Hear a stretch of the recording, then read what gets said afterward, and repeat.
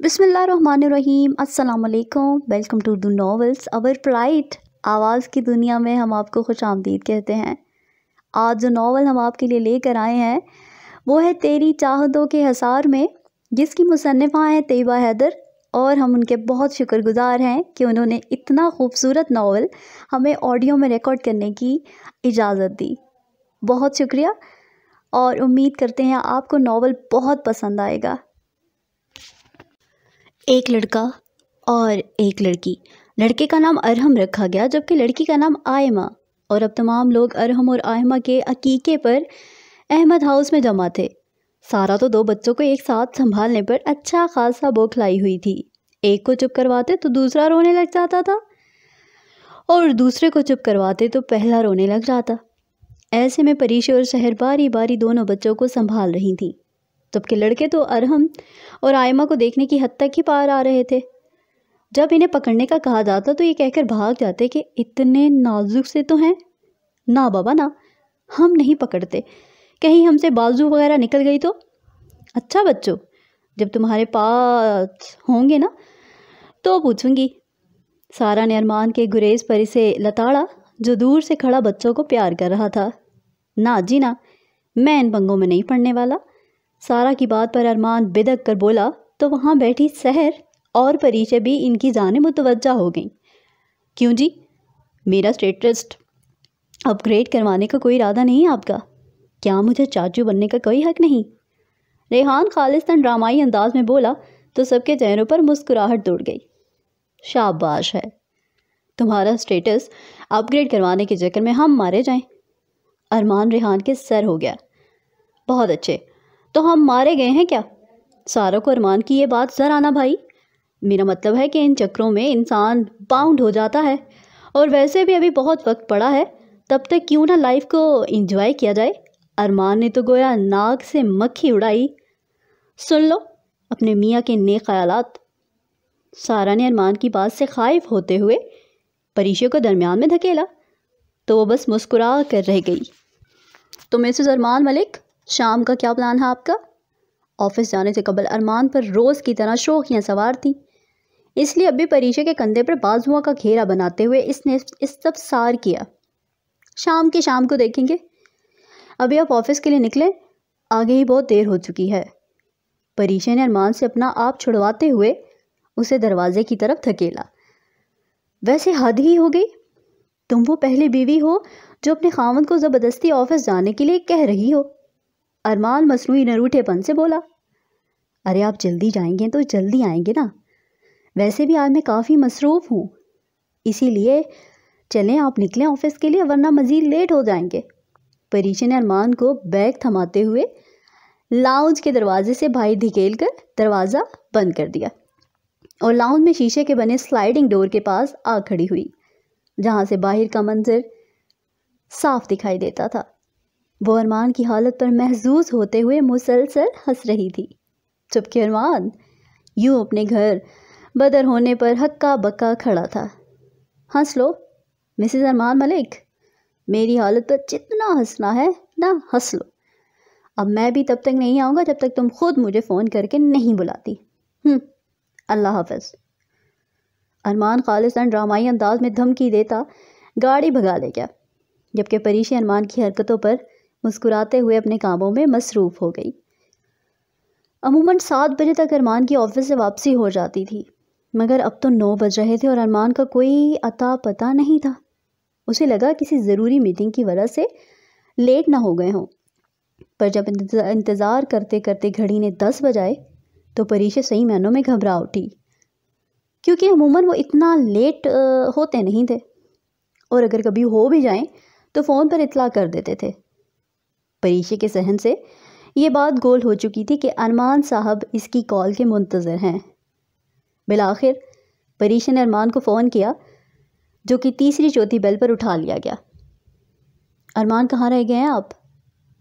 कितनी देर हो गई, आप अभी तक घर नहीं आए? खैरियत है ना? अरमान के कॉल उठाने पर फ़िक्रमंदी से परीशा ने छूटते ही इस्तफसार किया। याद आ गई आपको मेरी बेगम साहिबा? मैं अभी ऑफिस में हूँ, बहुत मसरूफ़ हूँ।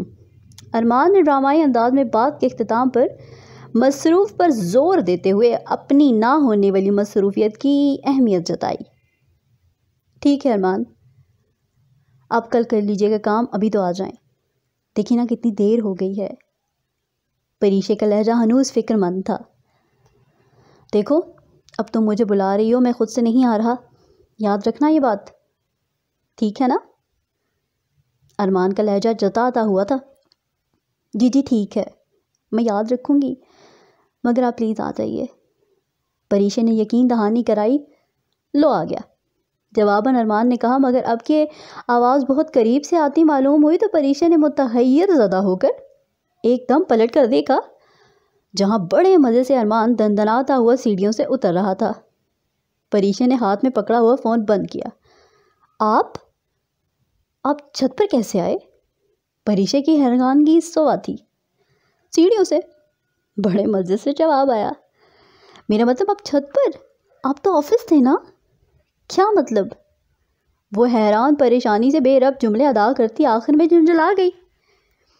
میں نا دراصل 7 بجے ہی آ گیا تھا، گاڑی گھر کے باہر پارک کی، لیونگ روم کے دوسرے دروازے سے ہوتا ہوا چپکے سے سیڑھیاں چڑھ کر اوپر آ گیا، وہاں بیٹھ کر تمہاری کال کا انتظار کیا اور اتنی دیر تک فورٹ نائٹ کھیلتا رہا۔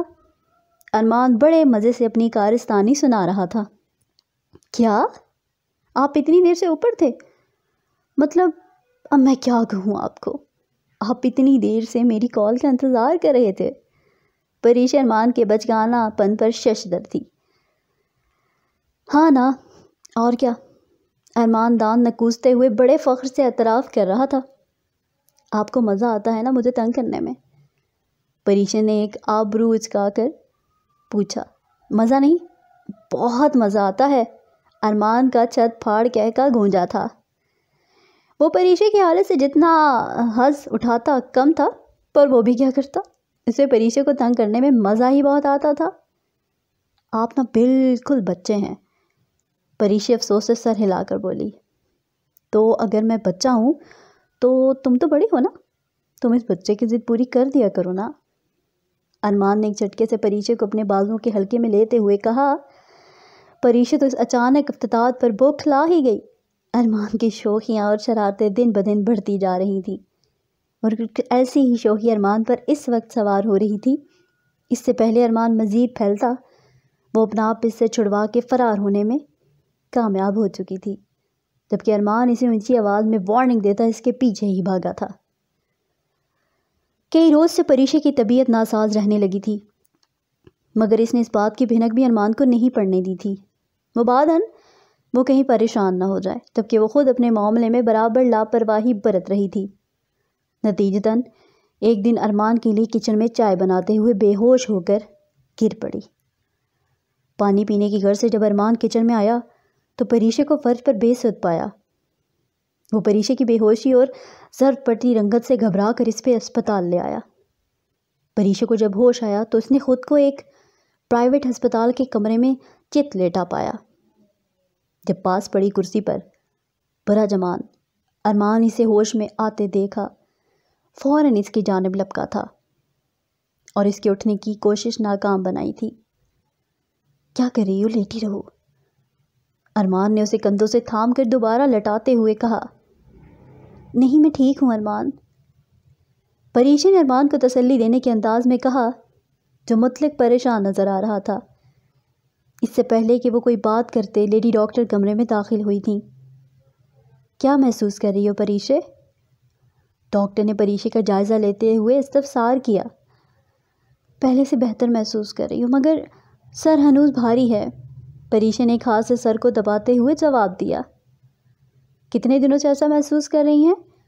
لیڈی ڈاکٹر نے پھر دریافت کیا۔ 1 ہفتے سے، پریشے نے ایک نظر ارمان کو دے کر ہچکچاتے ہوئے جواب دیا، کیونکہ ارمان پریشے کی اس حالت سے بالکل بے خبر تھا، اور ارمان کا متوقع رد عمل سوچ کر پریشے کو ابھی سے پریشانی ہو رہی تھی۔ یہ کچھ ٹیسٹ ہیں، یہ کروا لیں، پھر رپورٹ چیک کروانے آ جائیے گا۔ میری ڈاکٹر پریشے کو ٹیسٹ لسٹ تھما کر چلی گئیں، جبکہ ارمان حیرت اور افسوس سے کھڑا پریشے کو دیکھتا رہا۔ ارمان، وہ پریشا ارمان کو اپنی صفائی میں کچھ کہنے ہی جا رہی تھی کہ ارمان نے اس کی بات بیچ میں ہی کاٹ دی. تم 1 ہفتے سے اس حالت میں ہو اور تم نے مجھے بتانا بھی ضروری نہیں سمجھا. ارمان کا لہجہ دھیما مگر افسوس سے پر تھا. میں نہیں چاہتی تھی کہ آپ پریشان ہو جائیں. پریشا شرمندہ سی سر جھکائے وضاحت دے رہی تھی. میں نے کبھی نہیں سوچا تھا کہ تم اس قسم کی باتیں مجھ سے چھپاؤ گی. کیا میں اس قابل نہیں؟ ارمان کے لہجے میں دکھ بول رہا تھا. اس کی قابل والی بات پر پریشا نے تڑپ کر اس کی جانب دیکھا.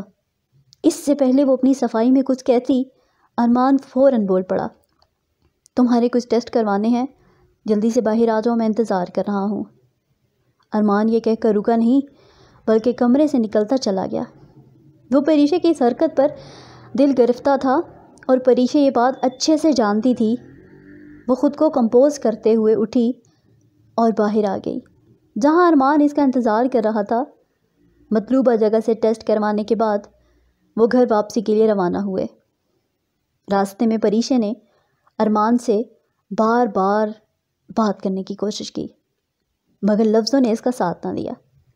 ارمان کے سنجیدہ چہرے کو دیکھ کر اس کی ساری ہمت جاتی رہی تھی. ارمان پلیز مجھ سے خفا مت ہو. آپ کی خاموشی مجھ سے دیکھی نہیں جاتی. میں نے تو بس اس لیے نہیں بتایا تھا کہ آپ پریشان ہو جائیں گے، ورنہ میرا ایسا کوئی ارادہ نہیں تھا. سچ میں. وہ رات کو جب کمرے میں آیا تو پریشا اس کا بے صبری سے انتظار کر رہی تھی. اس کو ارمان کی خاموشی اندر ہی اندر کھائے چلی جا رہی تھی. اس لیے وہ جلد از جلد یہ بات کلیئر کرنا چاہتی تھی اور اب نہ چاہتے ہوئے بھی اس کے صبر کا پیمانہ لبریز ہوا تو وہ بات کرتے کرتے دونوں ہاتھ منہ پر رکھے پھوٹ پھوٹ کر رو دی. اور پریشا کو یوں روتا دیکھ کر ارمان اپنی ساری ناراضگی بھلائے اس کی جانب لپکا تھا. میری جان، مجھے بتا تو دیا ہوتا. دیکھو نا، تمہارے اس طرح نہ بتانے سے مجھے زیادہ پریشانی ہوئی ہے. جس طرح تم نے اپنے معاملے میں لاپرواہی برتی ہے، اللہ نہ کرے کوئی بڑی بات ہو جاتی تو.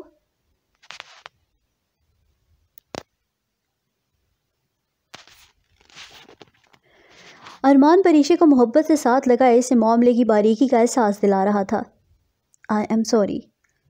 پریشا روتے ہوئے بس اتنا ہی کہہ سکی. اچھا اب رو تو مت، میرے دل کو کچھ ہوتا ہے. اور رہی بات ناراضگی کی تو میں بالکل بھی نہیں ہوں. ارمان نے نرمی پریشا کے آنسو پوچھتے ہوئے کہا، جس کی رونے کی وجہ سے ناک سرخ ہو چکی تھی. اس روئی روئی سی صورت میں وہ اسے پہلے سے بھی بڑھ کر حسین لگی تھی. ارمان کا دل تو اسے بے ایمانی پر اکسا رہا تھا مگر وہ پریشا کی طبیعت کا خیال کرتے ہوئے اپنی خواہش دل میں دباتا گہری سانس بھر کر رہ گیا. اچھا اب تم آرام کرو، صبح میں اکٹھے چلیں گے رپورٹس لینے، دیکھنا انشاءاللہ سب بہتر ہوگا. ارمان اس کی پریشانی پر محبت کی مہر ثبت کرتے ہوئے لائٹ آف کر کے لیٹ گیا. سارا دن کی تھکاوٹ اور پریشانی کے باعث وہ لیٹتے ہی سو چکا تھا جبکہ پریشا کی آنکھوں سے نیند کو سو دور تھی. دراصل ڈاکٹر نے پریشا کو جو ٹیسٹ کروانے کے لیے دیے تھے ان میں سے ایک پریگنینسی ٹیسٹ بھی تھا. پریشا خود بھی ایک ڈاکٹر تھی اور اپنی بدلتی کیفیات سے نابلد نہیں تھی، اور آج جب ڈاکٹر نے اسے ٹیسٹ کروانے کے لیے کہا تو اسے اپنی حالت کے پیش نظر یقین ہو چکا تھا مگر وہ پھر بھی رپورٹس کے ذریعے ایک بار کنفرم کر لینا چاہتی تھی.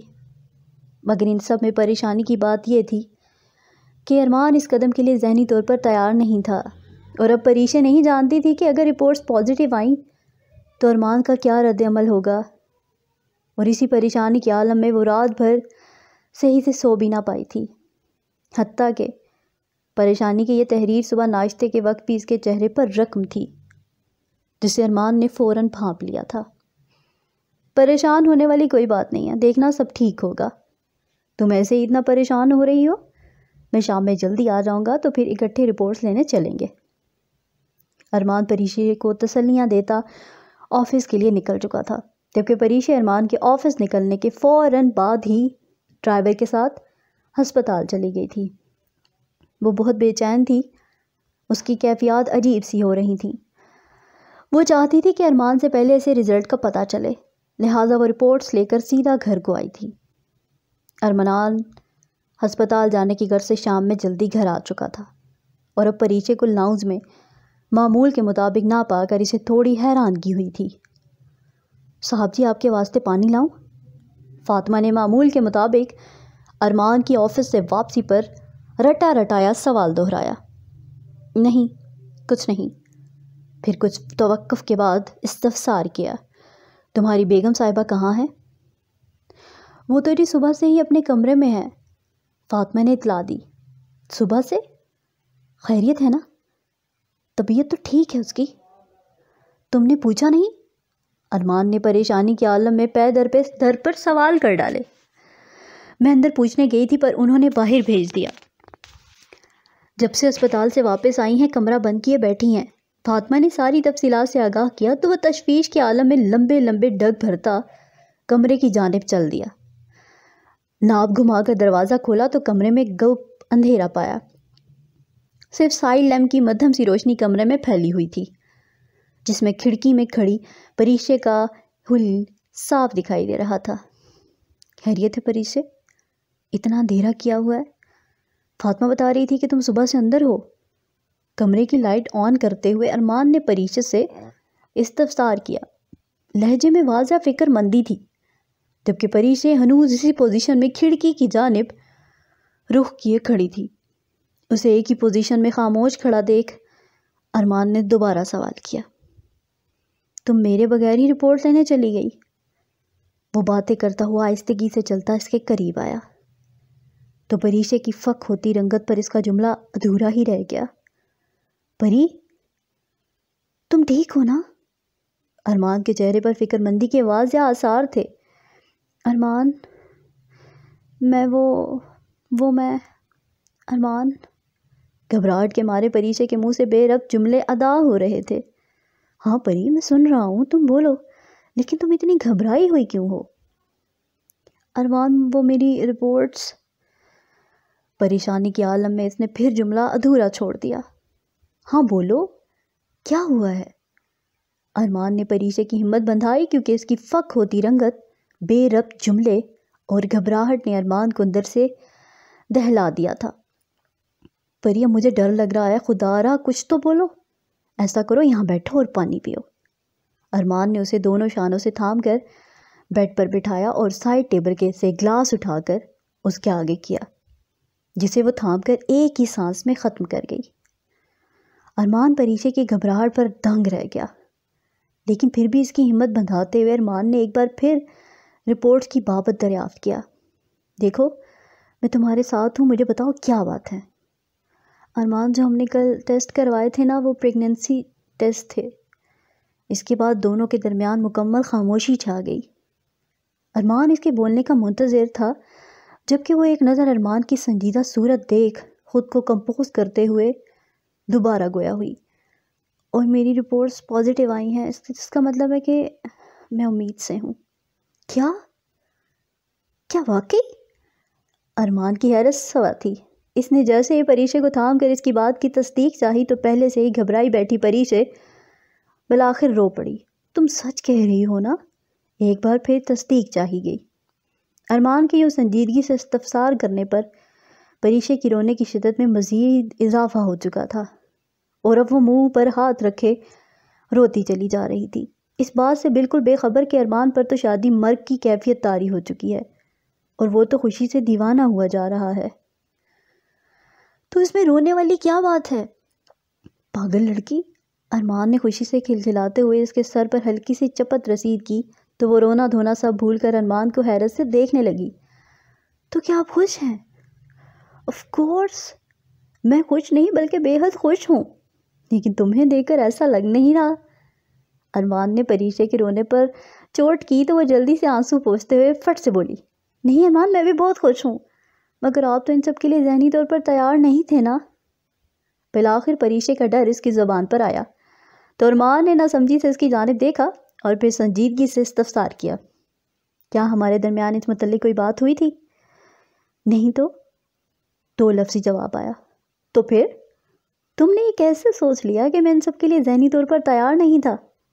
ارمان نے ایک آئی برو اچکاتے ہوئے پریشے سے باز پرس کی۔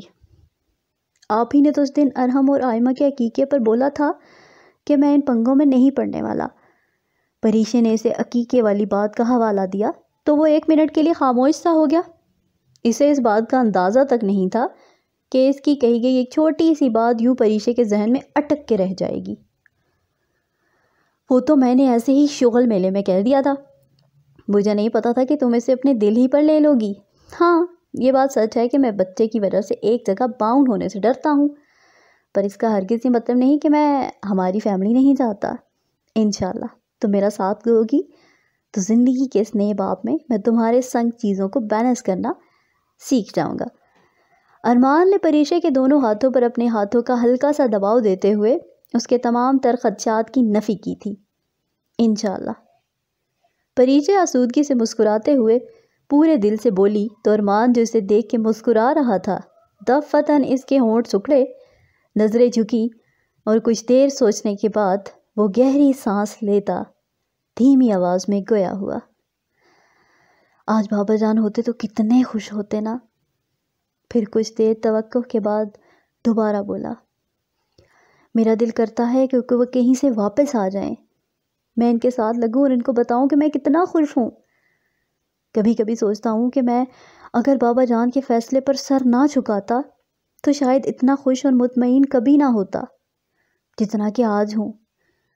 صرف ان کے صحیح انتخاب اور دعاؤں کی بدولت آج میں اتنا خوشحال ہوں۔